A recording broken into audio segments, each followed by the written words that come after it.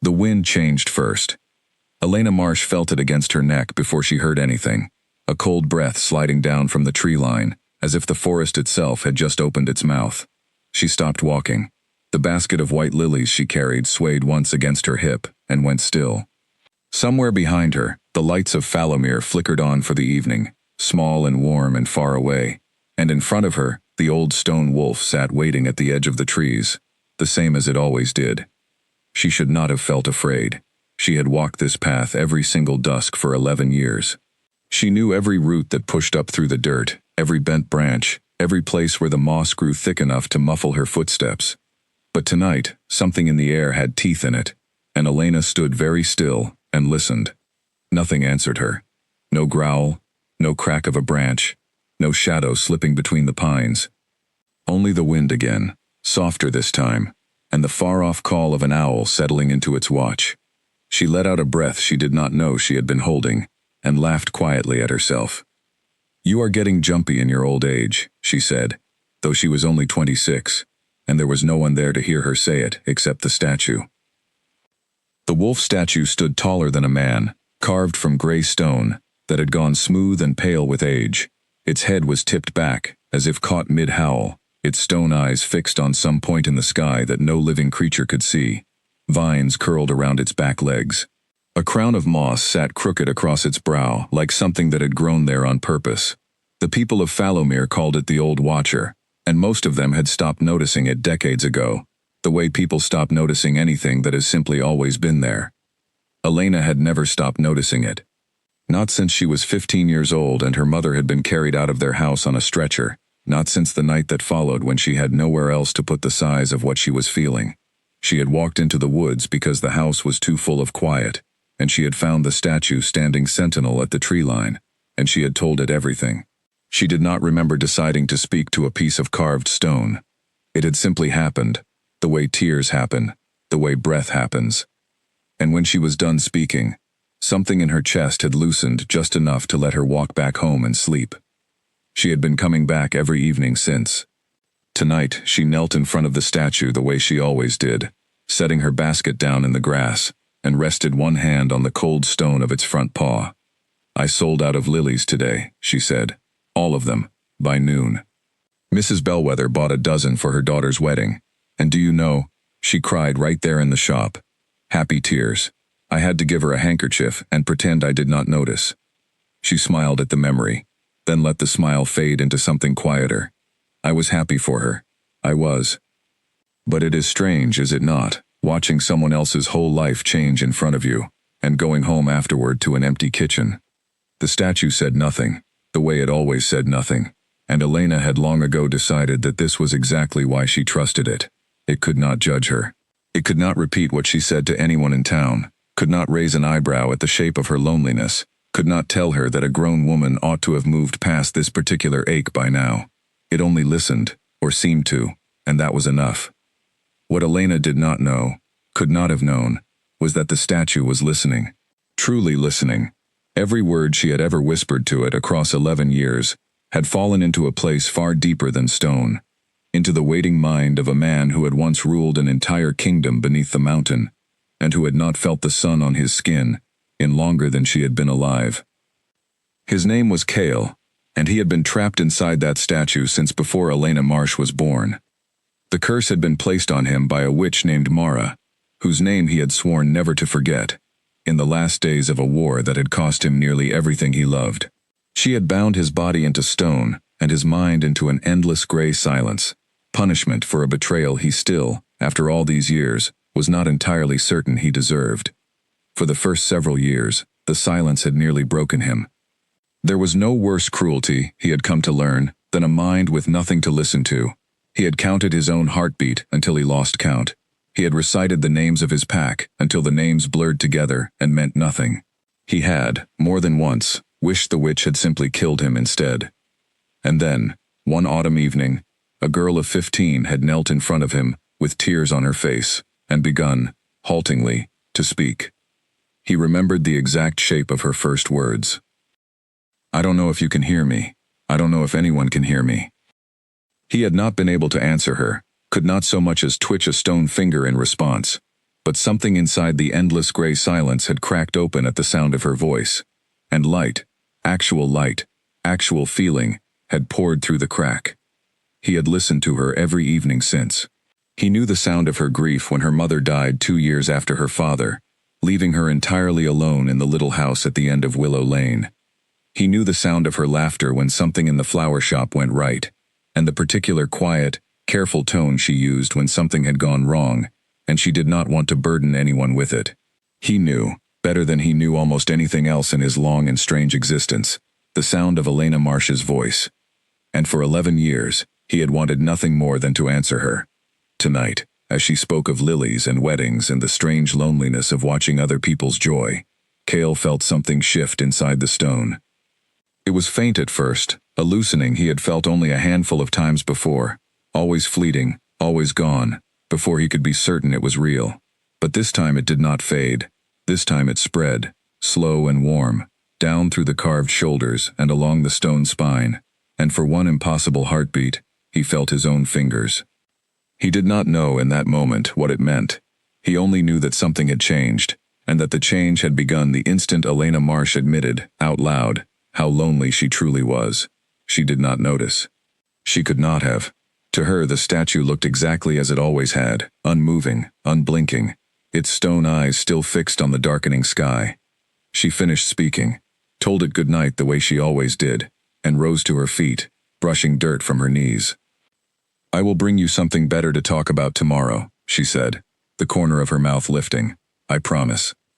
She turned to go, and in the last moment before she stepped back onto the path toward town, something made her pause. It was nothing she could name. A prickling at the back of her neck, the same feeling she'd had earlier when the wind changed. She turned back toward the statue, half expecting. She did not know what she was expecting. The wolf sat exactly as it had for 11 years, exactly as it likely had for 100 years before that, stone and silent and still. Except its eyes. She would think about this moment for a long time afterward, would turn it over and over, trying to decide whether she had truly seen it, or simply imagined it in the fading light. But in that instant, she was almost certain the stone eyes of the wolf had moved. Just slightly, just enough to seem, for one heartbeat, to be looking directly at her, instead of at the sky. Elena's breath caught. She stood frozen at the edge of the trees, lily basket forgotten in her hand, staring at a statue that could not possibly be looking back at her. "That is not possible," she said out loud, mostly to convince herself. The wolf did not move again. Its eyes, when she made herself look closely, were exactly as they had always been, fixed on the sky, carved from the same pale stone as the rest of it. A trick of the dying light, she told herself. A trick of tired eyes and an overactive imagination, brought on by a long day and a lonely evening, and 11 years of talking to something that could not possibly talk back. She made herself laugh, though it came out thinner than she intended. "You are going to make me think I am losing my mind," she told the statue, and this time she did not wait for an answer, because of course there would be no answer. She turned and walked quickly back toward the lights of town, telling herself the whole way that nothing strange had happened, that stone did not move, that the only voice in those woods had only ever been her own. Behind her, in the deepening dark, Cale remained locked in stillness once more, the brief warmth of feeling already fading back into cold. But something had changed tonight, and he knew it with a certainty that startled him. For the first time in longer than he could measure, he had almost broken free. He did not understand, yet, exactly what had caused it. He only understood that it had happened while she spoke of her loneliness, while her voice had cracked open with something raw and true. He turned the thought over and over in the vast quiet of his mind after she had gone, the way a man turns over a key he has just discovered, fits a lock he had long ago given up trying to open. The curse, Mara had told him on the day she cast it, feeding on his rage as she spoke the final words, would only end when he learned the thing she believed he had never learned in life. He had not understood her meaning then, half mad with grief and fury, as his own body turned to stone beneath him. He had spent decades assuming it meant nothing, a witch's riddle with no true answer, another cruelty layered onto the curse itself. But now, for the first time, he wondered if she had told him the truth. Elena did not sleep well that night. She lay in her narrow bed in the little house at the end of Willow Lane, staring up at the ceiling, listening to the old house creak and settle around her the way it always did, and she could not stop thinking about the statue's eyes. It was foolish. She knew it was foolish. Stone did not move. Stone did not watch. She had spent 11 years pouring her heart out to a piece of carved rock, precisely because it could not hear her, could not judge her, could not do anything at all, except exist quietly at the edge of the woods, while she said the things she could not say to any living person in Fallowmere. And yet, she thought of the warmth that always seemed to settle over her after those visits, the way her chest loosened, the way sleep came easier on the nights she had spoken to the statue than on the nights she had not. She had always told herself it was simply the ritual itself, the act of speaking her worries out loud, the same comfort a person might find in a journal or a prayer. She had never once seriously entertained the idea that anything was listening. Now the idea would not leave her alone. She rose before dawn, unable to lie still any longer, and made herself tea in the quiet kitchen, where her mother used to hum old songs while cooking breakfast. The house had been too quiet for years now. Elena had grown almost used to it, the way a person grows used to a persistent ache, but some mornings the silence still pressed down on her like a physical weight. This morning, with the memory of the statue's eyes still fresh in her mind, the silence felt different, not empty, exactly. Watched. She told herself she was being ridiculous, and went to open the shop. Marsh and Petal sat on the corner of Fallomere's small main street, wedged between the bakery and the tailor's, its window display always changing with the season. Elena had inherited the shop from her mother, who had inherited it from hers, and some mornings, she felt the weight of that inheritance like a comfort, and other mornings like a cage. Today, distracted, she nearly knocked over a bucket of tulips before she had even unlocked the front door properly. "You look like you saw a ghost," said Nora, letting herself in through the back a few minutes later, with her usual crash of noise and energy. Nora worked the counter 3 days a week, and filled the shop with more chatter than Elena sometimes knew what to do with, though she had long ago decided she would rather have too much noise than too much silence. "What happened?" "Nothing happened," Elena said, too quickly. Nora raised an eyebrow, tying her apron with practiced efficiency. That is exactly what a person says when something happened. Elena busied herself with the tulips, avoiding her friend's eyes. She had never told anyone about her evening visits to the statue. It was too strange, too private, too easily misunderstood by people who had not lived through the particular loneliness that made a young woman kneel in front of stone and speak as though it might answer. She was not about to start explaining it now, not even to Nora, not even over something as small as a trick of the fading light. "I did not sleep well," she said instead, which was true enough. "That is all." Nora studied her for a long moment, the way she sometimes did when she suspected there was more to a story than she was being given, but she let it go, turning instead to the morning's first arrangement. The shop filled slowly with customers as the sun climbed higher, and Elena let the familiar rhythm of the work pull her attention away from the strangeness of the night before. Snip and trim, wrap and tie, the particular satisfaction of matching color to color and building something beautiful out of stems that had, an hour before, been nothing more than raw material. It was nearly noon when the bell above the door rang, and a stranger stepped inside. He was tall, with dark hair that fell slightly too long across his forehead, and eyes the color of a winter sky, just before snow. He moved through the small shop the way a person moves through unfamiliar territory, careful, observant, taking in everything at once without seeming to look directly at anything in particular.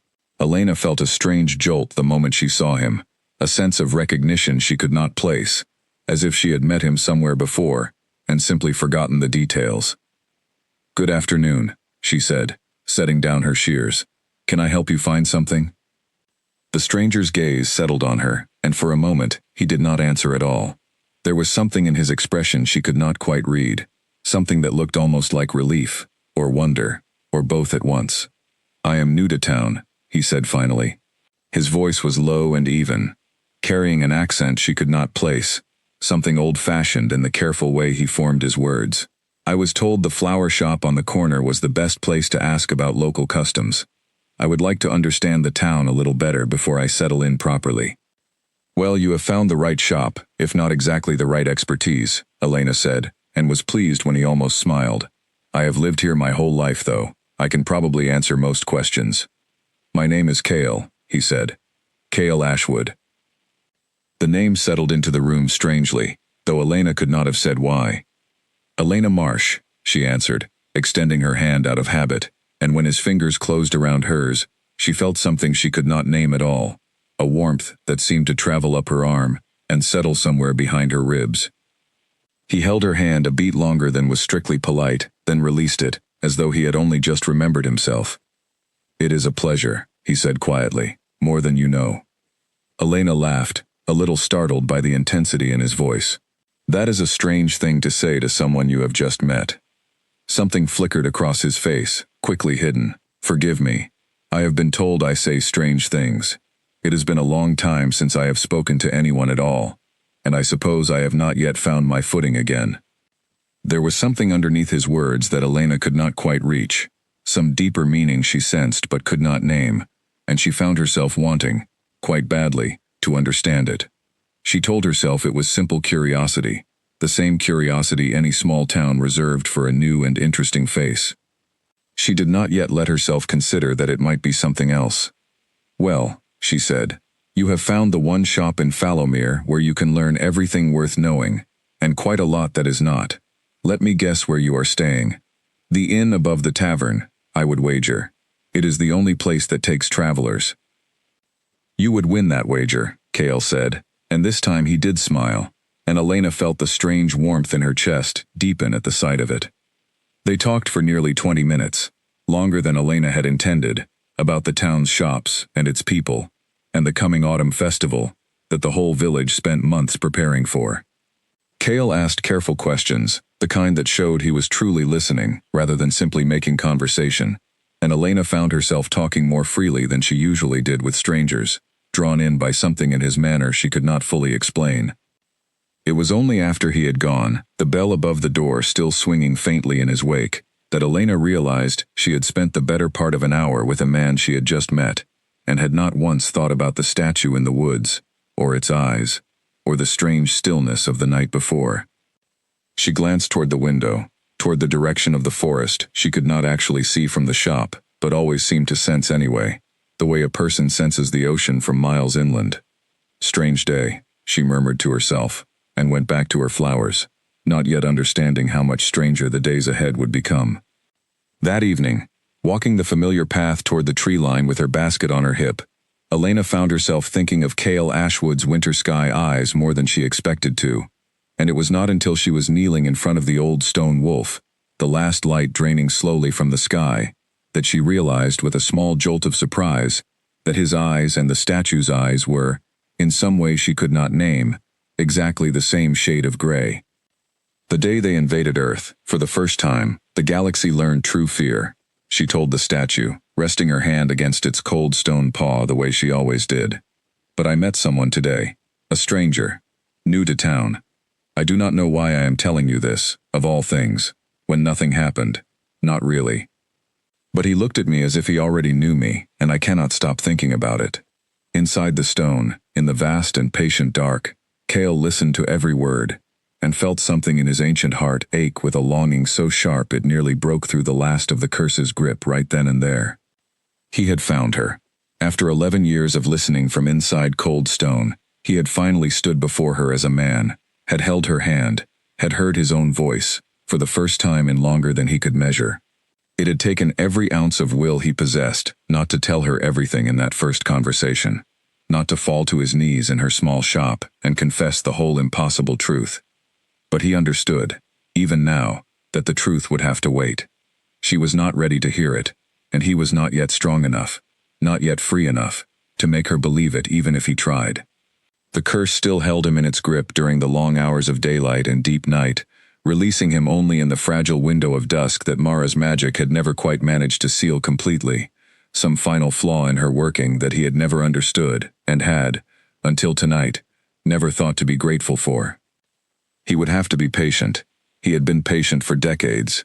He could be patient a little longer, if it meant, at the end of it, that Elena Marsh might finally know the truth of who had been listening to her all along. Above him, unaware, Elena finished her evening confession and rose to leave, glancing back one more time at the statue's still, silent face. "Good night," she said softly, the way she always did. "I will see you tomorrow." She did not see the faint shimmer of stone, catching light where no light should have been. She did not hear, in the deep and ancient quiet beneath the mountain, the first stirrings of a kingdom that had waited far too long for its king to come home. But somewhere in the dark, for the first time in decades, hope had begun to grow. Days passed, and Cale Ashwood became a familiar face along Fallowmere's narrow streets. He took a room above the tavern, exactly as Elena had guessed, and within a week, the town had settled into the comfortable habit of nodding to him on the street, the way small towns do with newcomers who prove themselves quiet and polite and willing to help carry crates when the delivery cart got stuck in the mud outside the bakery. Mrs. Bellwether declared him well-mannered. The tailor's wife declared him handsome, which made her husband roll his eyes good-naturedly. Nora, for her part, declared him mysterious, and made no secret of teasing Elena about the way her cheeks colored whenever his name came up. "You have talked to him nearly every day this week," Nora said one afternoon, arranging a display of autumn chrysanthemums, with more attention to Elena's face than to the flowers. "I am simply noting it." "He comes in to ask about the town," Elena said, not looking up from the ribbon she was cutting. "That is all." Nora said, in the particular tone that meant she believed exactly none of it. "And does he need to ask about the town every single day?" "I would think, by now, he has learned rather a lot." Elena did not have a good answer for that, mostly because she had wondered the same thing herself. Cale's visits to the shop had become a fixture of her days, in a way that startled her when she stopped to examine it too closely. He would arrive sometime in the late morning, always with some new question, about the festival traditions, about the history of the old mill at the edge of town, about the families who had lived in Fallowmere the longest, and their conversations would stretch longer than either of them seemed to intend, filled with an ease that surprised her every time she noticed it. She had never been a person who found conversation with strangers easy, and yet with Cale, the words simply came, unforced, as though some part of her already trusted him in a way she could not explain. She told herself it was simply loneliness looking for company. She did not let herself consider, not yet, that it might be something deeper than that.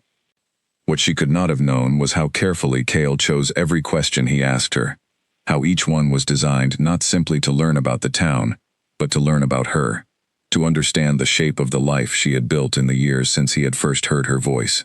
He learned that she had run the flower shop alone since her mother's death, that she closed it early every single evening, no matter how busy the day had been, that she walked the same path toward the woods each dusk, before returning home to a house that, from what he could tell, held no one waiting for her inside it.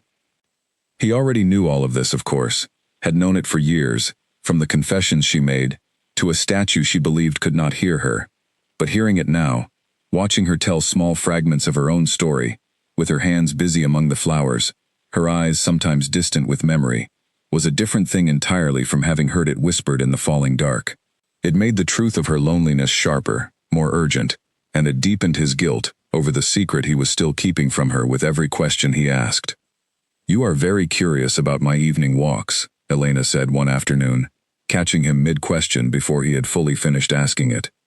There was no accusation in her voice, only mild amusement, but Cale felt his pulse quicken all the same. "Am I?" he asked, keeping his tone light. "You have asked me 3 times this week where I go after I close the shop." She tilted her head, studying him with an expression he could not quite read. "Most people in town already know. I go to the woods. There is an old statue there, a wolf, and I like to sit near it and think. It probably sounds strange." Cale's chest tightened. He wanted, more than he had wanted almost anything in his long existence, to tell her the truth right then, that he knew exactly where she went and exactly what she said when she got there, that he had heard every word of every evening for 11 years, that the very statue she visited held the trapped soul of the man standing in front of her now. The words rose in his throat, and he had to force them back down, reminding himself, as he had reminded himself every day since arriving in Fallowmere, that the truth would frighten her before it could ever comfort her. She needed to trust the man first. The rest would have to come later, carefully, when she was ready to hear it. "It does not sound strange," he said instead, and meant it more than she could know. "I think everyone needs somewhere quiet to think. A person cannot carry everything inside themselves, without somewhere to set it down now and then." Something in Elena's expression softened at that, a flicker of surprise, as though she had not expected to be understood so easily. That is a kind way of putting it. It is simply true, Cale said. She studied him a moment longer, and he wondered, not for the first time, how much she could sense beneath his careful words.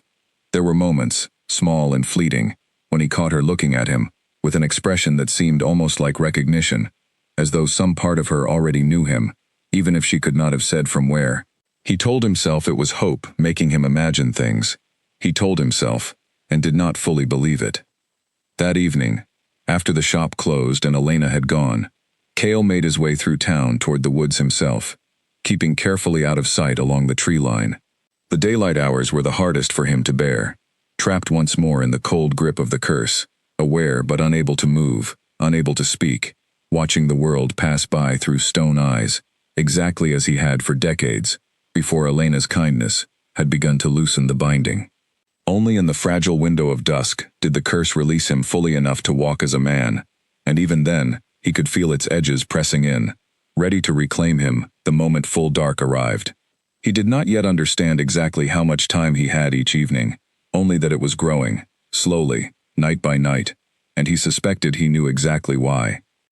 Every word Elena spoke to the statue, every secret she trusted to its silent stone ears, had been chipping away at Mara's curse for 11 years, without either of them realizing it.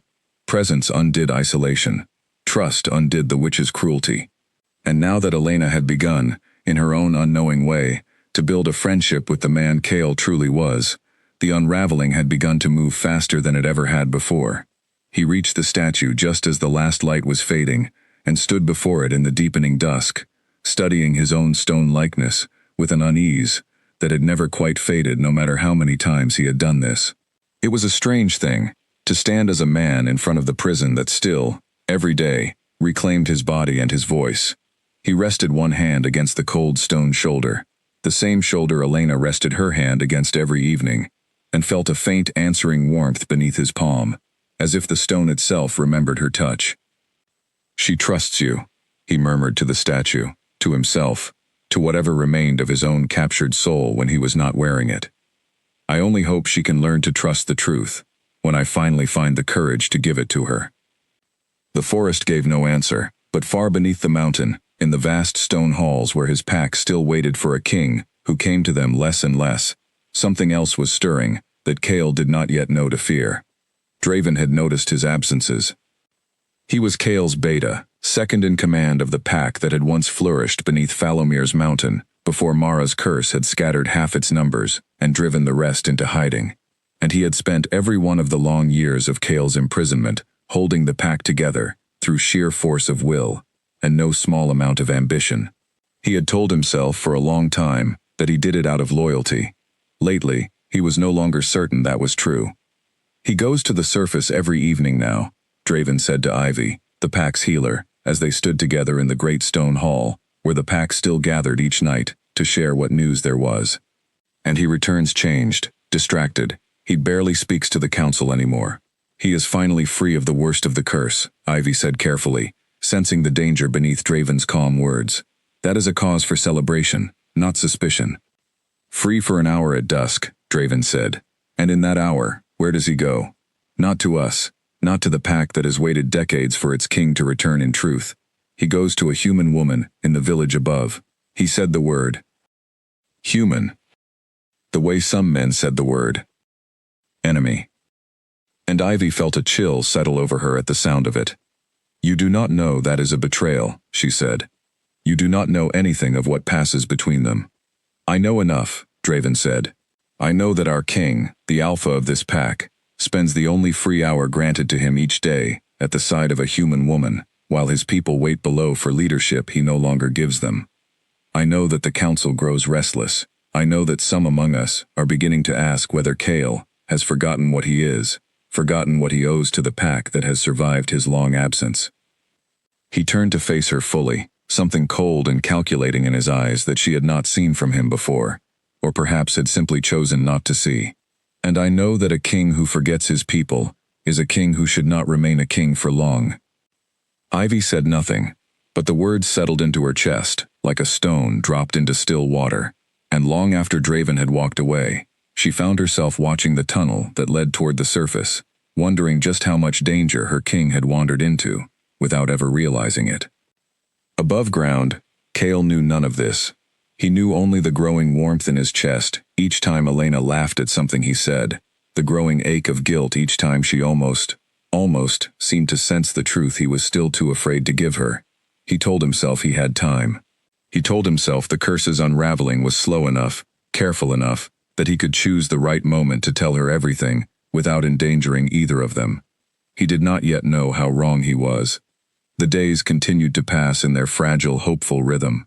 Kale visited the shop each morning, walked the edges of the forest each evening, and felt himself becoming, slowly, unmistakably, a man who had once been only a king, and was now, for the first time in longer than he could remember, something that felt dangerously close to happy. Elena, for her part, found herself looking forward to his visits with an eagerness she did not fully examine, found herself thinking of his winter sky eyes at odd moments throughout her day, found herself, more than once, nearly telling him about the strange night when she thought the statue's stone eyes had moved. She did not tell him. Some instinct held her back, some sense that the confession was not yet hers to make, though she could not have said why she felt that way. She only knew that some part of her recognized something in him she could not name, some deep and familiar warmth that felt, impossibly, like coming home to a person she had never actually met. Neither of them yet understood how close they were to the truth, or how much danger waited just beneath the surface of their fragile, unfinished happiness. A hard rain came through Falomir on the night everything began to change, the kind of autumn storm that stripped the last stubborn leaves from the trees and turned the main street into a river of mud. Elena stood at the window of her shop watching it fall, unable to remember the last time weather had kept her from her evening walk. She hated missing a night. Even on the coldest evenings of winter, she had bundled herself in scarves and gone anyway, because some part of her, some part she rarely examined too closely, feared that if she stopped speaking to the statue even once, the fragile relief it gave her might never return. Tonight the storm made the choice for her. Lightning split the sky somewhere over the mountain, and thunder rolled down through the valley a heartbeat later, close enough that she felt it in the floorboards beneath her feet. She locked the shop early and hurried home through the rain, and it was not until she was inside her small house, toweling water from her hair, that she allowed herself to admit how unsettled she felt. She told herself it was only the storm. She did not entirely believe it. 2 streets away, in the little room above the tavern, Kale felt the same storm differently. He stood at his window watching the rain lash sideways against the glass, and felt, for the first time in weeks, the curse's grip tighten rather than loosen, as though the wildness of the weather had given Mara's old magic new strength to draw on. He had learned, over his slow months of freedom, that the binding responded to more than simply Elena's presence. It responded to the deeper currents of the world around it too, and storms, born of old magic and older grief, had always unsettled the balance of any curse woven from a witch's fury. He did not sleep that night, though sleep was no longer strictly a thing his body required. He sat instead with his back against the wall, watching the storm through the rattling window, and thought of Elena alone in her small house at the end of Willow Lane, and wished with a fierceness that startled him that he could simply walk to her door and make certain she was safe. He did not go. He told himself it was too great a risk, that a knock on her door in the middle of a storm, from a man she barely knew, might frighten her more than comfort her. He told himself many reasonable things that night, and every one of them felt, in the deepest part of him, like a lie built to disguise his own fear of finally being close enough to lose everything. The storm broke by morning, leaving the town glistening and washed clean beneath a pale autumn sun. Elena walked to the shop through puddles that mirrored the sky, and found, waiting on the step outside her door, a small bundle of wildflowers tied with plain twine, the kind that grew along the forest's edge and nowhere else in town. There was no note. She stood holding them for a long moment, turning them over in her hands, and felt her heart do something complicated and hopeful that she was not yet ready to name. She knew, somehow, exactly who had left them. "You did not have to do that," she told Kale, when he arrived at the shop later that morning, though her voice carried no complaint at all. He looked, for a moment, almost sheepish, an expression that sat strangely on a man who otherwise carried himself with such quiet, careful composure. I saw them growing near the tree line during the storm, he said. They survived the wind better than anything else out there. I thought of you. You thought of me because a flower survived a storm? Elena asked, amused despite herself. I think of you rather more often than that, if I am honest, Cale said, and then seemed almost surprised at his own honesty, as though the words had escaped before he had fully decided to let them. Elena felt her cheeks warm, and looked down at the flowers rather than at him, needing a moment to gather herself before she could speak again. That is a very forward thing to say to a woman you have known for 3 weeks. Is it too forward? He asked, and there was real uncertainty in his voice now, real vulnerability, as though her answer mattered to him more than she could possibly understand. She looked up and found his winter sky eyes fixed on her, with an intensity that made her breath catch. No, she said quietly. I do not think it is too forward at all. Something eased in his expression, relief and hope tangled together, and for a long moment, neither of them spoke. The small shop filled with nothing but the quiet hum of the morning and the particular electricity that exists between two people who have just admitted, without quite saying the words, that something real is growing between them. It was Nora, arriving late and loud as always, who finally broke the spell, bursting through the back door with an armful of ribbon spools and immediately sensing the charged quiet she had walked into. Well, she said, looking between them with open delight, I am clearly interrupting something, and I would like to formally apologize for absolutely nothing, because I have been waiting 3 weeks for this. Cale laughed, a low, warm sound that Elena felt in her chest more than she heard with her ears, and the easy mood of the morning settled back into place. But something had shifted between them, unmistakable and real, and both of them knew it, as Cale took his leave a short while later, promising, as he always did, to see her again soon. He kept his promise that evening, though not in the way he intended. Elena walked to the woods at dusk, the wildflowers he had given her tucked carefully into a small vase back home, her chest still warm with the memory of the morning's conversation. She knelt before the statue as she always did, and found herself, for the first time in 11 years, unsure of what she wanted to say. I do not know how to explain what is happening to me, she began finally, resting her hand against the cold stone paw. There is a man in town, Cale. I told you about him before, but I do not think I told you how much he has come to matter to me in such a short time. It frightens me a little, how easily I trust him. I have never trusted anyone that easily, not since my parents died, and yet with him, it feels almost as though I have known him my whole life. Inside the stone, Cale listened with his heart breaking open in ways he had not thought possible, hearing his own name spoken with such tenderness, such careful hope, from the one person in the world whose trust he wanted more than anything he had ever wanted as a king. I keep thinking there is something he is not telling me, Elena continued, her voice quieter now, more uncertain. Nothing bad, I do not think. But something, a weight behind his eyes sometimes, like he is carrying a secret he does not know how to put down. I want to ask him. I am afraid to ask him, in case the answer changes everything between us. She paused, looking up at the statue's still, silent face. The same face she had confided in for 11 years. You would tell me if I were being foolish, would you not? If I trusted too easily, if I were about to make some terrible mistake? The statue, of course, said nothing, and for the first time in 11 years, the silence felt unbearable to Cale, in a way it never had before. He wanted, with a desperation that shook the very foundations of the ancient curse binding him, to answer her, to tell her that she was not being foolish, that her trust was not misplaced, that the man she had come to care for was exactly as real and exactly as devoted to her as she hoped he was, curse and secret and all. He strained against the stone with everything he had, and felt, for one impossible moment, something give. It was not enough. The curse held, as it always had at this hour, and Elena, receiving no answer she could hear, finally rose and made her way back toward town, unaware of how close she had just come to breaking something open that had been sealed for decades.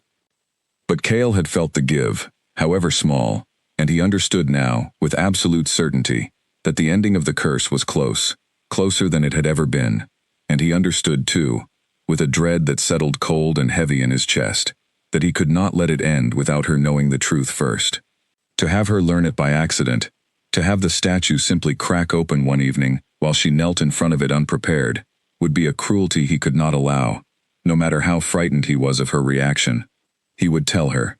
Soon, he promised himself that as the last of the dusk light faded and the curse reclaimed him once more, promised it with everything that remained of the man he had once been, and the king he still, somehow, hoped to become again. Beneath the mountain, that same evening, Draven called a private meeting of the Pack's council, gathering those he trusted most, in the deep stone chamber, where such conversations had always been held in secret. Ivy attended reluctantly, sensing danger in the very air of the room, though she could not yet see its exact shape. The king's absences grow longer, Draven told the assembled council, his voice carrying the practiced calm of a man who had rehearsed his words many times before speaking them aloud. His attention grows more divided. I have watched him for weeks now, and I tell you plainly, brothers and sisters, that our Alpha has forgotten the weight of the crown he carries. He spends his freedom on a human woman, while our people wait below for a leader who no longer leads. Murmurs rippled through the small gathering, some sympathetic to Draven's words, others uneasy at the direction of the conversation. Ivy spoke up before the murmurs could grow into something more dangerous. He is finally free of the worst of Mara's curse, for the first time in decades, she said. Should we not be grateful for that, rather than suspicious of how he spends the freedom? Grateful, yes, Draven said smoothly, but also watchful. A king distracted by human affection is a king who may forget, in time, exactly where his loyalties should lie. I do not say this out of malice toward Kale. I say it out of love for this pack, and for the people who have suffered enough already, without risking further neglect from the very leader meant to protect them. His words landed exactly where he intended them to land, planting seeds of doubt in minds already weary from decades of a king's long absence, and Ivy watched with growing unease as those seeds began, almost immediately, to take root. She did not trust Draven's motives, not fully, not the way she trusted Kale even in his diminished, curse-bound state. But she could not deny that his words carried a grain of uncomfortable truth, and truth, she knew from long experience, was often the most effective weapon a dangerous man could wield. She left the meeting troubled, and made her way, later that night, to the edge of the tunnel that led toward the surface, staring up at the distant patch of star-filled sky visible through the cavern's mouth, wondering whether she should warn her king of the storm, quietly gathering beneath his own mountain, while his attention remained fixed, however understandably, on the woman above it. She did not yet know how little time remained before that storm broke fully into the open. The autumn festival arrived on a clear, bright Saturday, and all of Fallowmere seemed to spill out into the square at once, filling the air with the smell of roasted chestnuts and mulled cider, and the sound of a fiddle tuning up on a small wooden stage near the fountain. Elena had spent the better part of the week preparing arrangements for the occasion, garlands of orange and gold strung between the lampposts, small posies tied to every stall along the market row, and by the time the festival truly began, she was tired, in the particular satisfied way that came from work well done. She found Kale near the edge of the square, watching the gathering crowd with an expression she could not quite read, something between wonder and old careful grief. "You look like you have never seen a festival before," she said, coming to stand beside him. "Not one quite like this," he said, and there was a strange weight in his voice that made her look at him more closely. "It has been a long time since I have been part of anything like this. A community, people gathering simply to be glad together. Where were you before?" Elena asked, the question slipping out before she quite decided to ask it. "You have never really told me, not properly." Kale was quiet for a moment, his jaw tight, and Elena watched something pass behind his eyes that looked almost like fear. "Far from here," he said finally. "A place I lost, a long time ago. I am still learning how to belong to somewhere new." It was not really an answer, and they both seemed to know it, but Elena did not push further, sensing the rawness beneath his careful words. Instead, she reached out and took his hand, the gesture simple and unplanned, and felt him startle slightly before his fingers closed around hers. "Well," she said gently, "you belong here now, if that helps at all, for whatever that is worth." "It is worth more than you know," Kale said, his voice rough with something that sounded, to Elena's ear, dangerously close to emotion he was struggling to contain. They spent the afternoon moving through the festival together, and Elena found herself, more than once, simply watching him, rather than the festivities around them, drawn in by the way his face lit with genuine, unguarded delight at small things. The fiddle music, the children racing between the stalls, the particular sweetness of the spiced cider Nora pressed into both their hands with an unsubtle wink. There was something almost hungry in the way he took it all in, as though he had been starved of ordinary joy for far longer than any newcomer to town reasonably should have been. She did not understand it, not fully, but she felt the truth of it in her chest all the same, and found herself, more and more, wanting simply to give him whatever ordinary happiness she could. As evening approached and the crowd began to thin, drifting toward home for supper before the festival's traditional bonfire later that night, Cale grew quiet beside her, glancing more than once toward the darkening sky, with an expression of something like dread. "I should go," he said finally, though his voice carried real reluctance. "There is somewhere I need to be."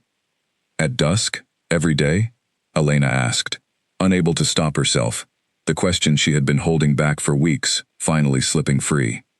"You always disappear right around this time." "I have noticed it, Cale. I am not foolish." He looked at her for a long moment, something raw and torn moving behind his eyes, and for one heartbeat Elena thought he might finally tell her the truth, whatever it was, the secret she had sensed hovering behind his careful words since the very first day they met.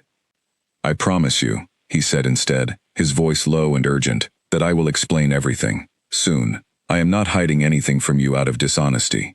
I am hiding it because I am afraid, more afraid than I have ever been of anything, that the truth will change how you see me before you have had the chance to truly know me first." "Nothing could change that," Elena said, though even as she said it, she heard the uncertainty in her own voice, the small honest fear that perhaps something could, after all. Cale reached up and touched her cheek gently, the gesture so tender it took her breath away. "I hope you are right," he said. "I hope it with everything I am." He left her standing at the edge of the square as the last light of the day began to fade, and Elena watched him go, her heart caught somewhere between hope and unease, unable to shake the feeling that whatever secret he carried was about to become impossible to keep much longer. She did not follow him toward the woods that evening, though the pull of her own ritual tugged at her as it always did. Instead, she found herself standing very still, watching the direction he had gone, and thinking, with a suddenness that startled her, of the statue's eyes moving on that strange night weeks ago, of the peculiar shade of gray she had noticed in both the stone wolf's gaze and Cale's own.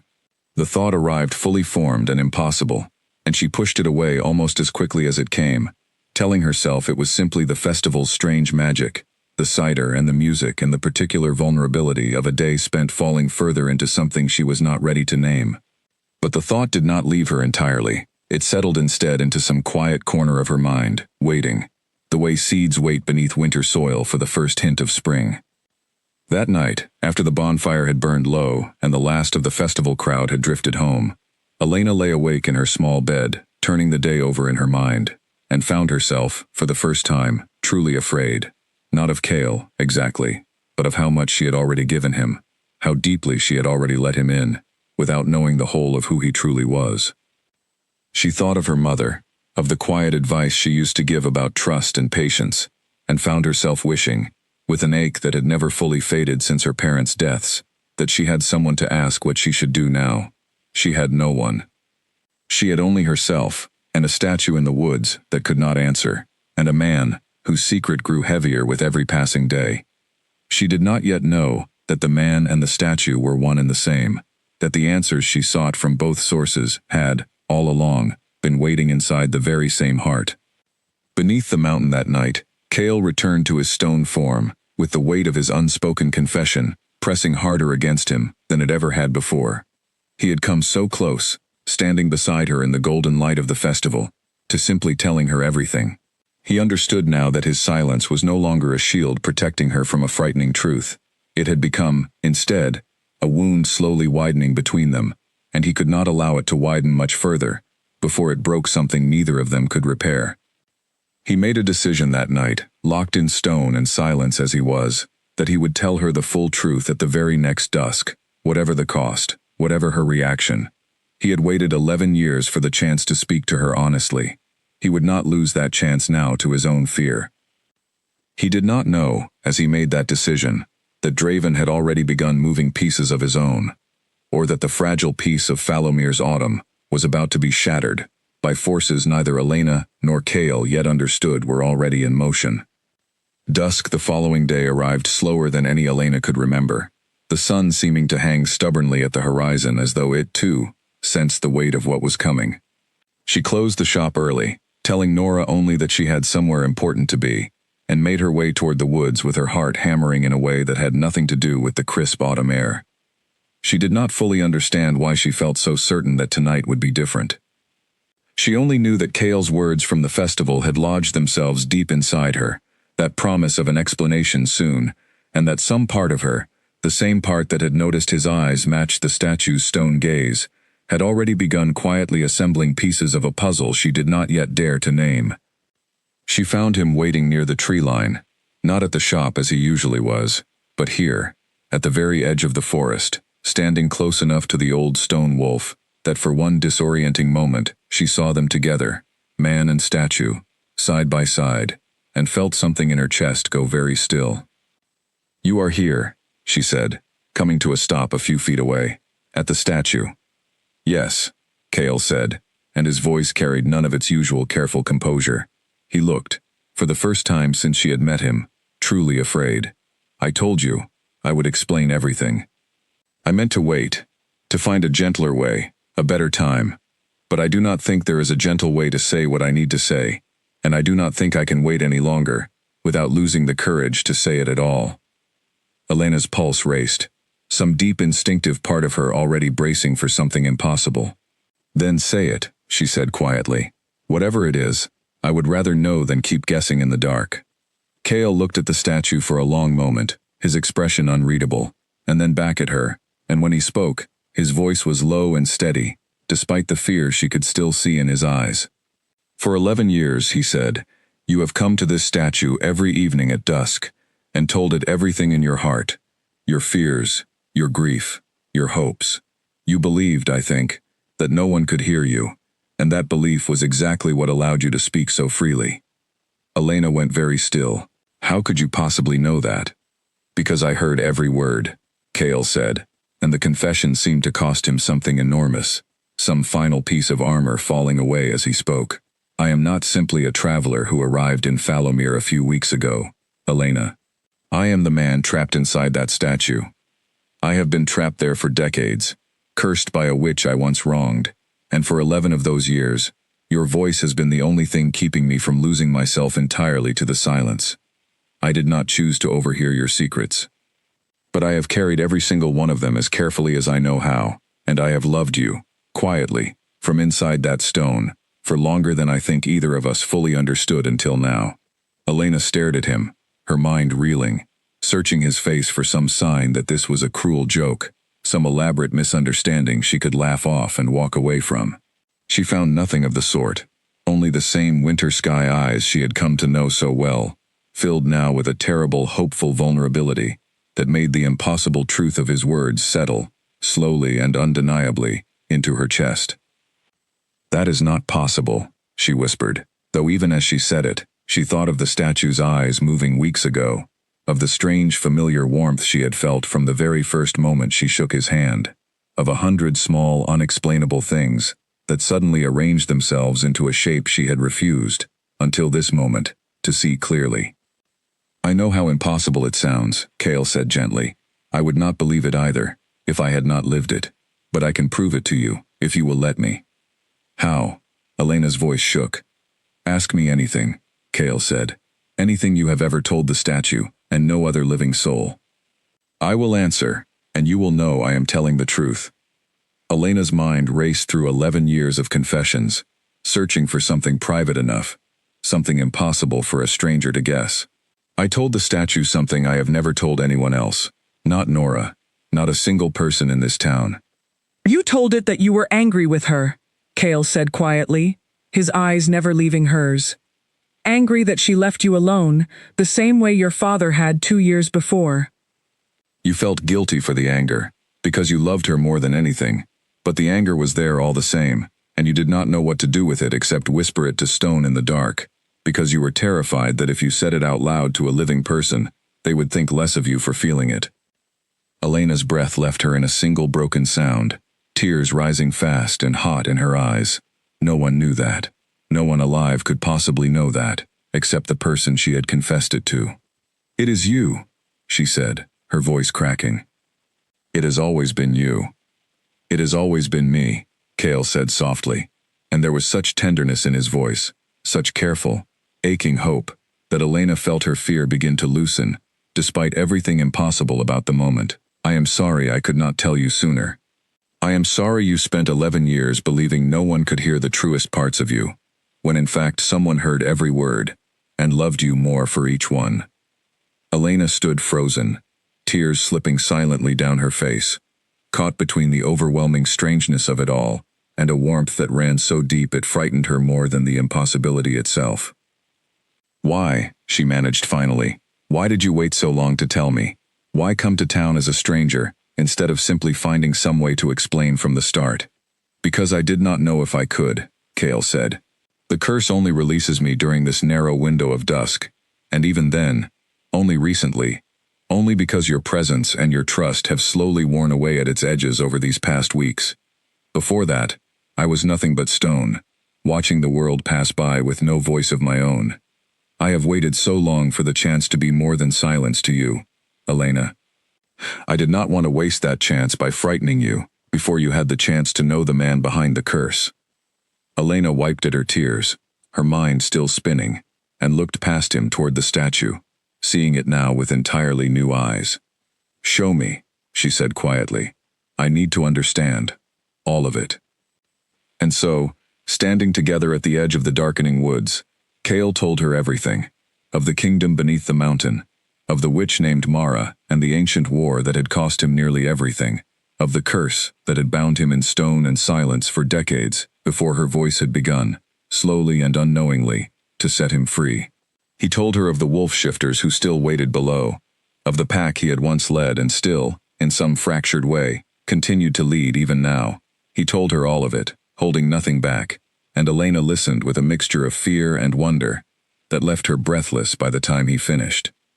"I do not know what to do with all of this," she admitted finally, when the last of the story had been told and the woods had fallen into a heavy, waiting silence around them. "It is too much. It is impossible. And yet I believe you, because nothing else could explain what I already know to be true." "You do not have to know what to do with it tonight," Cale said gently. "I only needed you to know the truth. Whatever you decide after that, I will understand." Elena looked at him for a long moment, this man who had listened to her most private grief for 11 years without ever being able to answer, who had crossed some impossible distance between stone and flesh, simply to finally speak the truth to her face, and felt something in her chest settle into a certainty she had not expected to find so quickly. "I am not going anywhere," she said quietly. "I do not fully understand what any of this means yet, but I am not afraid of you, Cale. I have trusted you with things I have trusted no one else with, long before I ever knew your name. That has not changed, simply because I finally understand why." Relief broke across Cale's face, like sunlight through storm clouds, and for a moment neither of them spoke, simply standing together in the fading light, the weight of 11 years of silence finally beginning to lift between them. "There is more you should know," Cale said eventually, his voice growing serious again. "The curse is close to breaking fully. I can feel it, and I fear that when it does, it will not go unnoticed, not by Mara's old magic, and not by my own pack below the mountain, some of whom I do not believe will welcome the change as warmly as I hope you might." "What do you mean?" Elena asked, unease creeping back into her voice. "I mean," Cale said quietly, "that freedom, when it finally comes, may come with a cost neither of us has yet had to pay, and I do not know, yet, what that cost will be." Above them, the last light of dusk faded fully into night, and Cale felt the familiar cold grip of the curse begin to reclaim him once more, dragging him back toward stillness, even as he fought, with everything he had, to hold on to the moment a little longer. Elena watched, helpless, as the light in his eyes dimmed and his form grew heavy and slow, until at last he stood frozen once more, indistinguishable from the ancient statue beside him. She stayed a long while after, one hand pressed against the cold stone, tears still drying on her cheeks, and made a quiet promise to the silent wolf that she intended to keep no matter what came next. "I am not finished with you yet," she whispered. "Whatever this is, whatever it costs, I am not walking away." She did not yet know how soon that promise would be tested.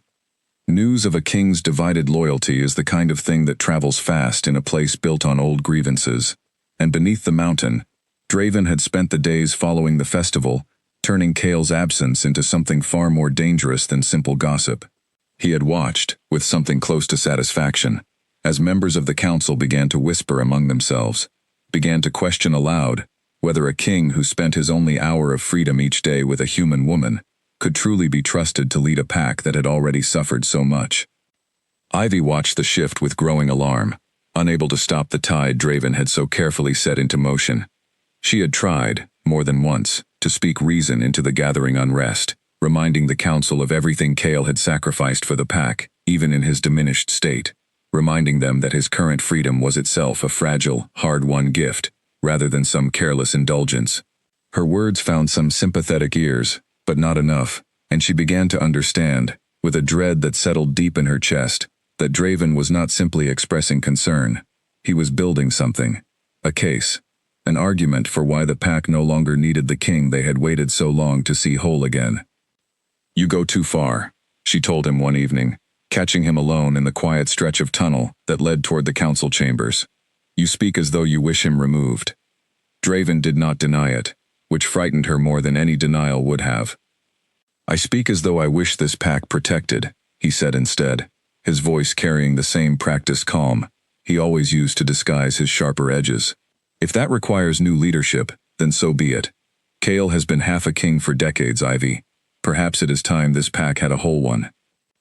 "You would tear apart everything he has fought to hold together, simply to seize what you believe you deserve," Ivy said, her voice low and furious.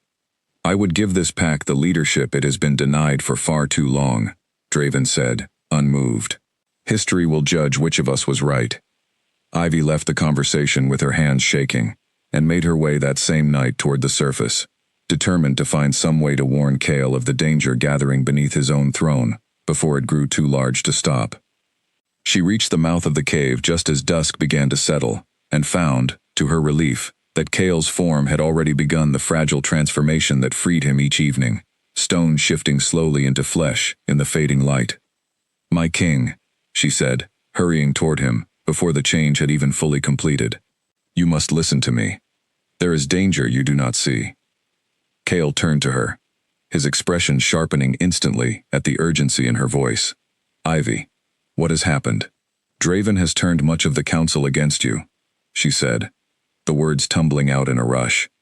"He speaks of your absences as neglect, of your bond with the human woman as a betrayal of the pack's trust. I do not know how far his influence has spread, but I fear it is further than either of us would like." Cale's jaw tightened, old instincts sharpening beneath the surprise of the warning. He had sensed, distantly, that his long absences might cause unrest among the pack, but he had allowed himself to believe, perhaps foolishly, that his people understood the fragile nature of his freedom, understood that every evening spent above ground was an evening spent slowly breaking a curse that had haunted them all for decades. "How long has this been building?" he asked. "Weeks, at least," Ivy admitted. "Perhaps longer. I did not want to trouble you until I understood the shape of it myself, but I fear now that waiting was a mistake." Cale closed his eyes briefly, the weight of the news settling heavily over the fragile hope he had carried since telling Elena the truth, only nights before. He had known, even as he confessed everything to her, that freedom would not come without cost. He had simply hoped, foolishly perhaps, that the cost would be his own to bear, rather than a threat to the entire pack he had sworn to protect. "I will address the council," he said finally. "Tonight, if there is time enough before the curse reclaims me." "There may not be," Ivy warned. "And even if there is, I do not know that words alone will undo what Draven has built. He has given the council fear wrapped in the language of loyalty. That is far harder to dismantle than simple gossip." Cale nodded grimly, understanding the truth of her words even as he wished otherwise. "Then I will need more than words," he said.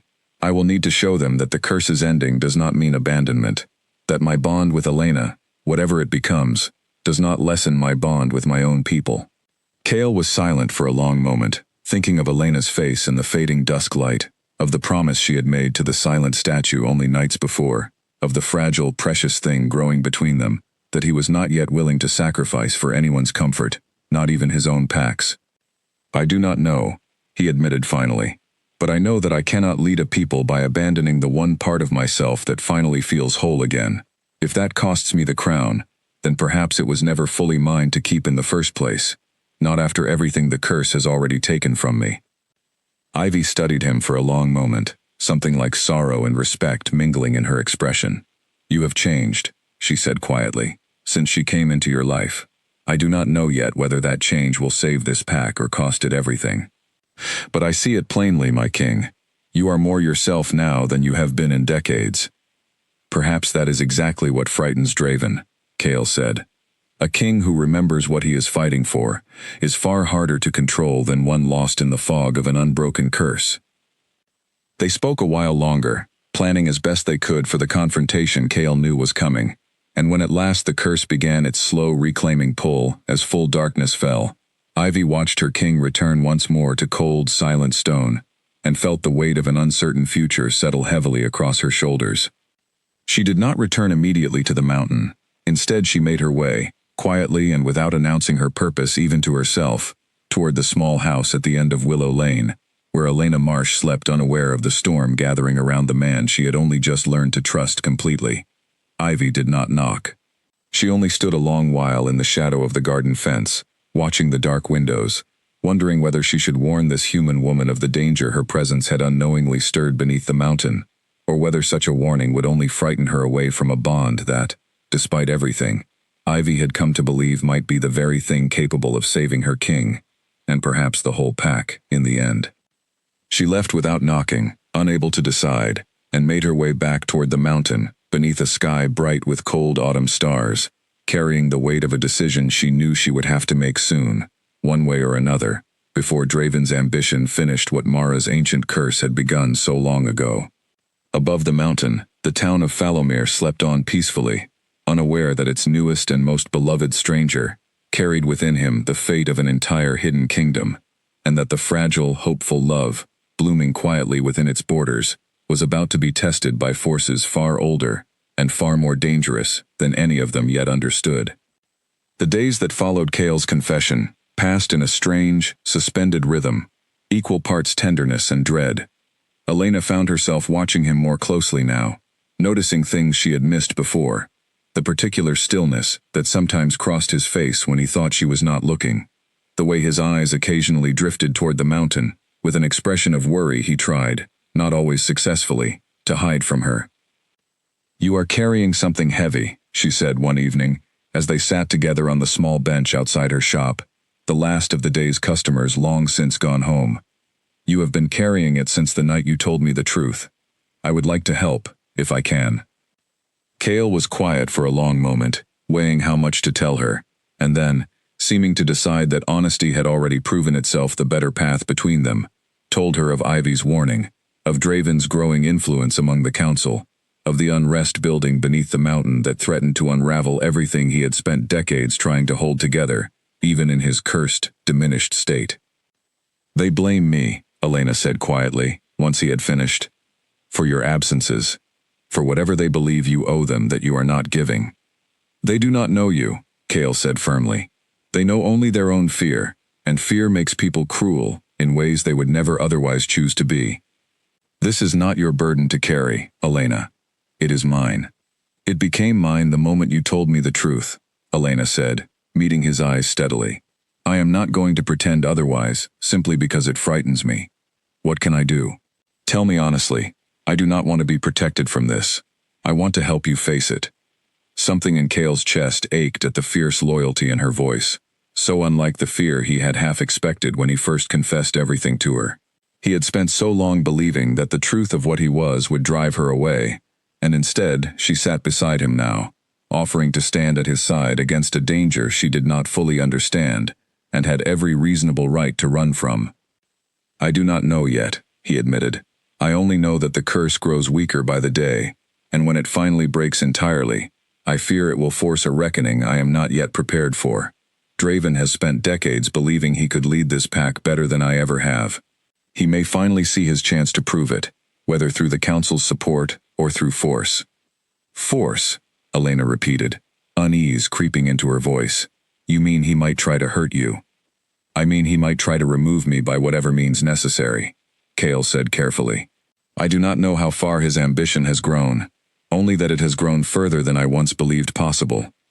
Elena reached for his hand, holding it tightly in both of hers. Then we face it together, she said, whatever comes. I did not spend 11 years pouring my heart out to you, even without knowing it was you, only to walk away the first time things become difficult. Cale brought her hand to his lips, pressing a gentle kiss against her knuckles, his eyes never leaving hers. I do not deserve such loyalty, he said quietly. You have already earned it, Elena said. 11 years of listening, Cale. 11 years of carrying every secret I ever gave you, without asking for anything in return. I think you have earned rather a lot more than you realize. They sat together a while longer as the evening deepened around them, and for a brief, precious stretch of time, the weight of everything gathering against them seemed to recede, leaving only the two of them, and the fragile, stubborn hope growing steadily between them despite every reason it had to fail. But that fragile peace did not last. 2 evenings later, as Cale made his way toward the tree line at dusk, keeping to his usual careful path, he found Ivy waiting for him at the forest's edge, her expression grave in a way that told him immediately something had gone badly wrong. Draven has called for a formal vote of the council, she said without preamble. 3 nights from now, he intends to argue that your bond with the human world proves you unfit to continue leading the pack in your current state, and that leadership should pass to him until such time as the curse is fully broken and your loyalties can be properly proven again. He cannot simply seize the throne through a council vote, Cale said, though even as he said it, he heard the uncertainty in his own voice. Pack law was ancient and complicated, built across centuries of tradition that had rarely been tested in circumstances as strange as his own extended curse. He believes he can, under the old provisions concerning an incapacitated alpha, Ivy said, provisions written for kings, gravely wounded or lost to madness, not for one bound by curse and slowly returning to himself. But he has convinced enough of the council that your current state qualifies, or can be made to qualify, if enough voices agree with him. Cale's hands curled into fists at his sides, old fury rising hot and sharp beneath the careful composure he had maintained for so long. Then I will stand before the council myself, he said. I will not let him steal what remains of my kingdom through fear and manipulation, while I still draw breath to fight for it. That is precisely what worries me, Ivy said. You have only the fragile hour of dusk in which to stand before them, and Draven knows it as well as you do. He may use that limitation against you, may schedule the vote for a time when your presence is weakest, or absent altogether. Cale's jaw tightened. Then I will need to find a way to be there regardless, whatever it costs me, he thought, in that moment, of Elena, of the promise they had made to face whatever came together, and felt a fierce, protective resolve settle over the fear gathering in his chest. He had spent decades as nothing more than silent stone, watching his kingdom slip further from his grasp with every passing year. He would not allow Draven to finish what Mara's curse had begun, not now, not when he had finally found his way back to something worth fighting for. Tell the council I will be there, he said. Whatever hour they choose, I will find a way. Ivy studied him for a long moment, something like renewed hope flickering behind her worried eyes. It is good to see you fight for something again, she said quietly. For a long time, I feared the curse had taken more from you than simply your freedom. I feared it had taken your will to lead at all. It very nearly did, Cale admitted. I do not know that I would have found my way back from that darkness without her. Whatever happens with the council, Ivy, I want you to understand that clearly. Elena did not weaken me. She is the reason I remember what strength even feels like. Ivy nodded slowly, and though she said nothing more on the matter, Cale could see that her doubts, whatever remained of them, had begun to ease. She left him at the tree line with a promise to prepare what support she could among the council before the coming vote, and Cale turned back toward town, his mind already racing through the narrow, dangerous path ahead. He found Elena waiting for him near the shop, as she often did now in the fragile hour of his freedom, and told her everything Ivy had shared, watching her expression shift from concern to a fierce, determined resolve that matched his own. 3 nights, she said, once he had finished. Then we have 3 nights to prepare for whatever comes. I do not know what preparation looks like against pack law and a council already turned against me, Cale admitted. Then we find out together, Elena said, taking his hand in hers with a steadiness that surprised even her. You did not survive decades of silence, only to lose everything now, Cale. I refuse to believe that is how this ends. He looked at her, this woman who had unknowingly carried him through the darkest years of his existence, and now stood ready to carry him through this danger as well, and felt something settle deep in his chest, something that felt, despite everything gathering against them, dangerously close to hope. 3 nights, he agreed quietly. Let us make them count. Neither of them yet knew how quickly those 3 nights would run out, or how far Draven was willing to go to ensure the vote fell exactly as he intended. Draven did not wait for the council vote to secure his advantage. He understood, better than most, that fear was a fragile weapon, effective only until the person it targeted found a way to counter it, and he had watched enough of Cale's history to know that his king had a stubborn habit of finding exactly such a way, when given enough time to think. 3 nights was, in Draven's calculation, far too much time to leave to chance. He found Elena on the 2nd evening, alone in the flower shop as she prepared to close for the day, the last of the autumn light slanting golden through the front window. She did not recognize him at first, though something about his bearing, the careful, coiled way he moved, sent an immediate warning down her spine. Miss Marsh, he said, stepping fully into the shop, the bell above the door, chiming softly behind him. I wonder if I might have a word. We are closing, Elena said carefully, her hand moving instinctively toward the shears she kept near the counter. If you would like to come back tomorrow. This will not take long, Draven said, and something in his tone made clear that he had no intention of leaving until he had said what he came to say. My name is Draven. I believe you know a man named Cale Ashwood. Elena's blood ran cold, every instinct in her body sharpening at once. I do not see how that concerns you. It concerns me a great deal, Draven said, moving closer with the slow, deliberate patience of a predator who knew he had already won the encounter before it truly began. Cale belongs to a world you do not fully understand, Miss Marsh, and your presence in his life has become a danger to that world, in ways I do not think you have been told. He has told me everything, Elena said, lifting her chin despite the fear pooling in her stomach. I know exactly what world he belongs to. Something flickered across Draven's face, brief surprise quickly smoothed away. Then you know that his bond with you threatens the stability of an entire pack that has already suffered decades of hardship because of a curse he brought upon himself. You know that his people are questioning, rightly, whether a king so easily distracted by human affection can still be trusted to protect them. I know that you are the one spreading those questions, Elena said, refusing to back down despite the fear tightening in her chest. Cale told me everything, including you. Draven's expression cooled, the false warmth of his approach falling away entirely. Then let me be plain, since subtlety has clearly failed. Walk away from him, before the council vote 3 nights from now.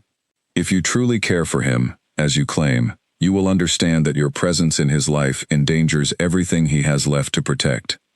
A wise woman would remove herself from that danger before it costs someone their life. Is that a threat? Elena asked, her voice steadier than she felt. It is a warning, Draven said. There is a difference, though I admit, the line between them grows thinner the longer you insist on standing in the way of what is best for an entire pack of people you have never even met. Elena stood her ground, though her heart hammered fiercely against her ribs. I will not walk away from him because a stranger walked into my shop and told me to. If you have grievances with Cale's leadership, take them to him directly. Do not threaten a woman who has done nothing to you or your pack. Draven studied her for a long moment, something calculating shifting behind his eyes, and then, without further warning, he smiled, cold and thin. Very well, he said. I gave you the chance to walk away cleanly. Remember that, when things become difficult. He left as suddenly as he had arrived, the bell chiming softly in his wake, and Elena stood frozen behind the counter for a long moment afterward, her hands shaking as the full weight of the encounter settled over her. She had faced him with more courage than she felt, but the fear lingered long after he had gone, a cold certainty that Draven had not come simply to warn her. He had come to test her, to see how easily she might be frightened away, and she understood, with growing dread, that his next move would not be nearly so restrained now that the test had failed. She closed the shop with trembling hands and hurried home, and it was there, in the quiet of her small house, that the true danger finally revealed itself. She had barely stepped through her front door when a shape moved in the shadows of her own kitchen, too fast to fully register, before a hand closed firmly over her mouth and an arm wrapped tightly around her, pulling her back against a body far stronger than her own. She struggled, fear exploding bright and sharp through her chest, but the grip holding her did not loosen. "Do not fight," said a voice she did not recognize, low and controlled near her ear. "You are not going to be harmed, Miss Marsh, provided you cooperate. This is simply a matter of convincing your king to remember where his priorities belong." Elena's mind raced, terror and fury tangled together, as she was half carried, half dragged from her own home into the darkening evening, toward the tree line and the mountain beyond, toward whatever fate Draven had decided would finally break the last of Cale's stubborn resistance.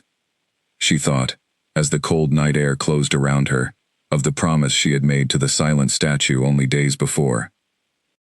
"I am not walking away." She held on to that promise now with everything she had, refusing to let the fear overwhelm the fierce, stubborn hope that Cale would come for her, that whatever happened next, she would not face it entirely alone. Beneath the mountain, word of Elena's disappearance reached Cale, just as the fragile hour of his freedom was beginning, delivered by a breathless, horrified Ivy, who had discovered the empty flower shop and the signs of struggle within it only minutes before. "Draven has taken her," Ivy said, her voice shaking with barely controlled fury. "I do not know where, but I know he means to use her against you, Cale. He means to force your hand before the council ever gets the chance to vote." Something cold and furious settled over Cale in that moment, all the careful restraint of the past weeks burning away entirely beneath a rage he had not allowed himself to feel in decades. He was no longer simply a king fighting to hold on to a fragile crown. He was a man whose heart had been taken from him, and every instinct he possessed, ancient and fierce and entirely unwilling to compromise, rose to meet that threat with a fury that even the curse's lingering grip could not fully contain. "Where would he take her?" Cale said, his voice low and dangerous, in a way Ivy had not heard from him in years. "The old chamber beneath the North Ridge," Ivy said. "It is where the pack once held its most serious judgments, before the curse scattered us. It would carry weight, symbolically, for whatever confrontation he intends." Cale was already moving before she finished speaking, cutting through the forest with a speed and purpose that startled even Ivy, who hurried to keep pace beside him. The last light of dusk was fading fast, and Cale knew, with a grim certainty, that he had only minutes before the curse reclaimed him fully, minutes to reach Elena, before he lost the freedom to fight for her at all. He did not slow down. Whatever the curse cost him, whatever Draven intended, he would not let either one stand between him and the woman who had carried him through 11 years of silent darkness, only to be taken now, at the very moment he had finally found his way back to her. The mountain loomed ahead, dark and waiting, and somewhere within it, Elena Marsh held onto her courage with everything she had, trusting, against every reasonable fear, that the man she loved was already coming for her. The chamber beneath the North Ridge had not seen use in decades, its stone walls carved with old symbols worn nearly smooth by time, torches set into brackets along its curved edges casting long, flickering shadows across the floor. Elena stood at its center, her wrists bound loosely, but firmly with rope, flanked by two of Draven's most loyal followers, while Draven himself paced slowly before her, his earlier calm now edged with something more restless, more urgent, as though he sensed his careful plans slipping toward chaos, faster than he had anticipated.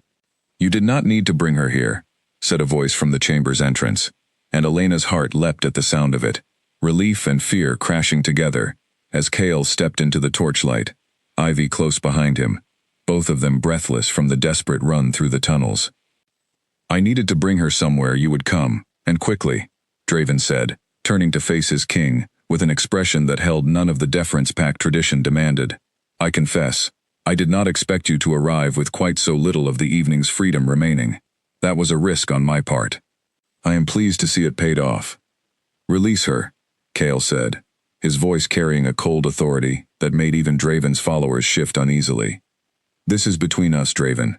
She has nothing to do with pack law, or council votes, or whatever grievance you have carried against me all these years. She has everything to do with it, Draven said. She is the reason this pack's king has spent his precious hour of freedom, night after night, on human affection, rather than the people who have waited decades for his full return. She is the reason the council now questions whether you can be trusted to lead at all. I did not create that danger, Kale. You did, the moment you let a human woman closer to your heart than your own throne. My heart is not a resource to be rationed according to your approval, Kale said, taking a slow step forward despite the tension crackling through the chamber. And my ability to lead this pack has nothing to do with whether I also choose to love. Pretty words, Draven said, from a king who has led this pack in name only for decades, while I held it together through every hardship the curse inflicted on us. I will not stand aside now and watch you squander what remains of your authority on a woman who does not even belong to our world. Elena, watching the exchange with her heart hammering, found her voice despite the fear still coursing through her. I did not ask to be part of your pack's politics, she said, drawing Draven's attention sharply back to her. But I will not stand here and let you use me as a weapon against a man who has done nothing but try to protect the people he loves, on both sides of this mountain. If you truly cared for this pack's well-being, you would not be threatening an innocent woman to seize power for yourself.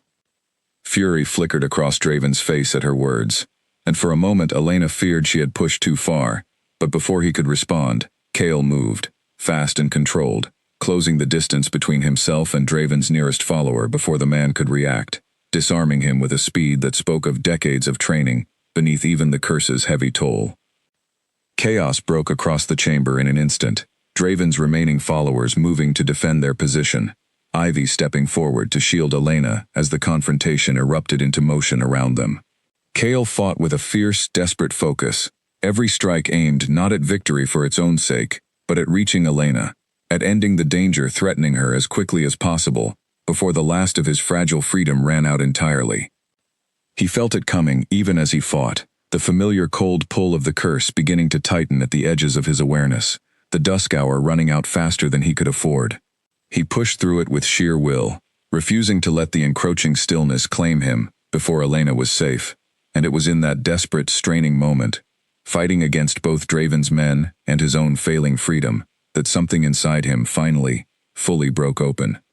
It began as warmth, spreading fast and bright through every part of him that the curse had held frozen for decades, and Elena, watching from across the chamber, saw it too.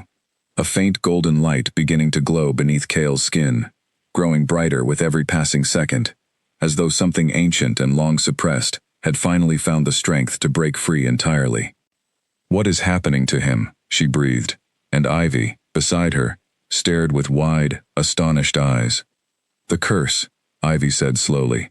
I think it is finally breaking, truly breaking, not simply loosening for an hour at dusk. Draven, seeing the same light, froze in place, his earlier confidence faltering into something that looked, for the first time, like genuine fear. That is not possible, he said. The curse has held for decades. It cannot simply... It was never meant to hold forever, Kale said, his voice carrying new strength as the golden light spread fully through him, the last shadows of stone falling away from something inside him that had waited far too long to be whole again. Mara's curse was bound to break the moment I learned the lesson she believed I never would. I did not understand her meaning for decades, Draven. I understand it now. And what lesson is that? Draven demanded, though his voice had lost much of its earlier certainty. That love freely given, without condition or fear, is stronger than any crown, Kale said, and as he spoke the words, the last of the golden light burst fully free, filling the chamber with a warmth that made every torch flame dance and every shadow retreat. I spent my life as a king, believing strength meant control, meant certainty, meant never allowing myself to need anyone too deeply.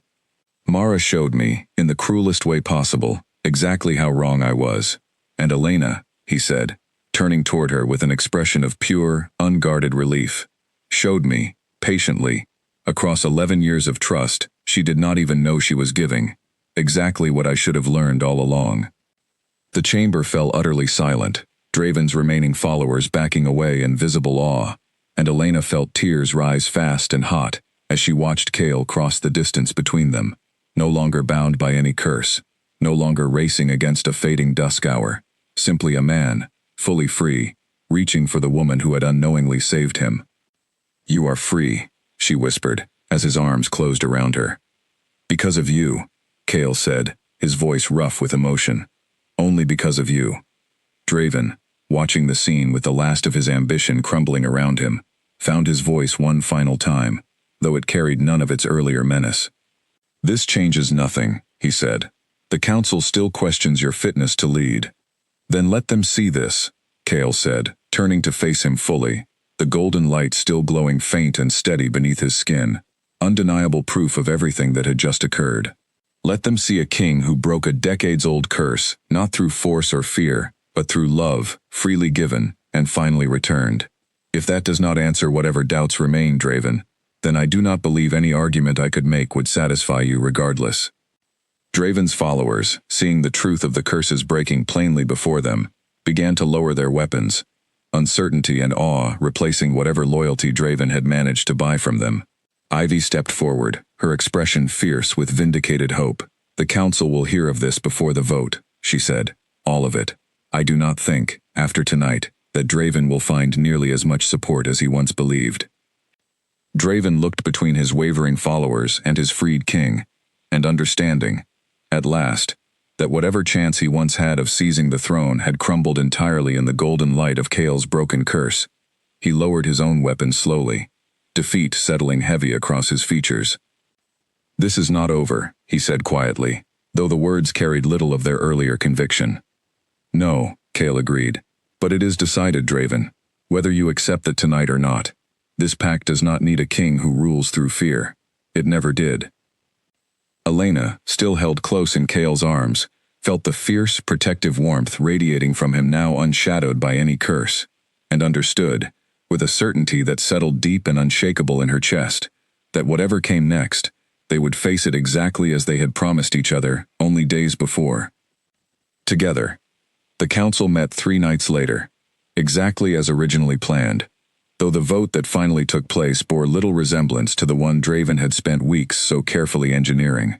Word of the curse's breaking had spread quickly through the pack in the days between, carried by Ivy, and by the wavering followers who had witnessed the golden light firsthand.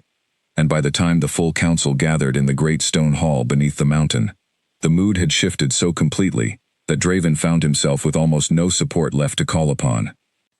Kale stood before the assembled council that evening as a fully free man for the first time in decades, no longer bound to the fragile hour of dusk, no longer forced to divide himself between two worlds with a curse's cruel clock ticking against him.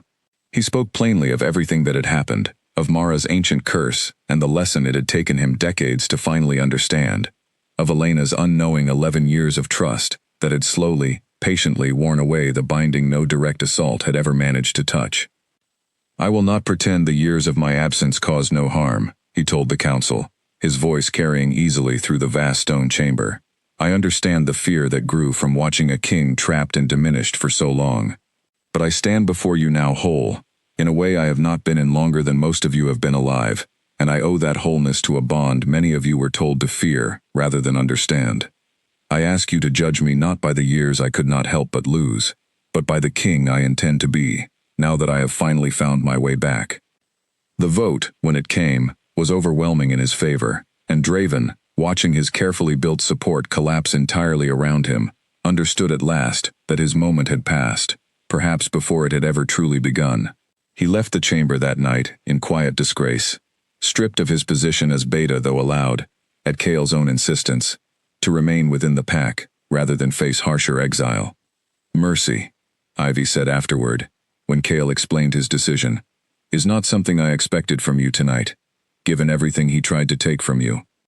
Mercy is exactly what I learned, this past season, that I had been missing for far too long," Kale said. "I will not become the kind of king who rules through fear and punishment, Ivy, not after finally understanding the cost of ruling any other way. Draven made grave mistakes. I do not believe he is beyond finding his way back from them, given time and the right example to follow. Ivy studied him for a long moment, something like pride settling into her weathered features. You have become, I think, exactly the king this pack always needed, she said. It only took a curse, a decade of silence, and one remarkably patient florist to get you there.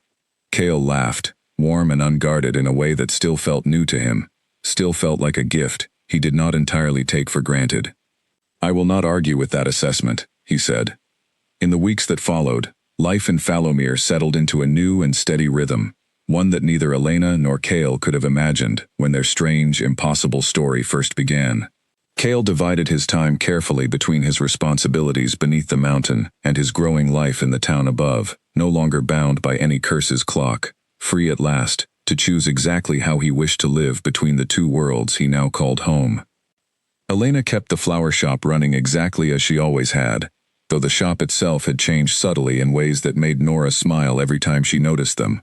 Fresh wildflowers appearing on the counter some mornings with no explanation needed, an easy warmth in Elena's laughter that had not been there before, quite so freely, in all the years Nora had known her. You are different, Nora told her one afternoon, watching Elena hum quietly to herself, while arranging a fresh delivery of autumn roses. Happier. It suits you.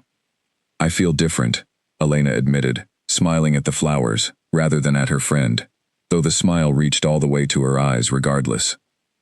For the first time in a long time, I do not feel quite so alone in the world. She still walked to the tree line most evenings, though the ritual had transformed entirely from what it once had been. The statue remained where it always had, silent stone once more, its purpose as a vessel for a trapped king finally, permanently ended. But Elena still visited it sometimes, out of habit as much as affection, and now, more often than not, Cale walked beside her, no longer racing against a fading dusk, simply choosing, freely and gladly, to spend his evenings exactly where his heart had always led him. Do you ever miss it? Elena asked him one evening, as they sat together near the old wolf statue, the autumn light softening slowly around them. Being trapped there, I mean, listening without being able to answer. I do not miss the trapping, Cale said, considering the question carefully. But I do not regret those years entirely either. They taught me to listen in a way I do not think I ever fully understood before. I learned the whole shape of who you are, Elena, long before I ever earned the right to love you as a man, rather than simply a silent listener. I think that gave us something most people never get the chance to build. A foundation laid entirely in trust, before either of us had reason to expect anything in return. Elena reached for his hand, lacing her fingers through his, and looked out at the darkening forest with a contentment she had not known she was capable of feeling so fully. I used to think this statue was the only thing in the world that truly understood me, she said. I did not know, all those years, that understanding had a heartbeat, and a name, and was simply waiting, very patiently, for the day it could finally answer back. It was worth every year of waiting, Cale said quietly, to finally be able to answer you. They sat together, as the last light faded fully from the sky, no curse pulling Cale back into stillness, no fear hanging over the moment, only the quiet, steady warmth of two people who had found each other through the strangest, most patient kind of love either of them had ever known.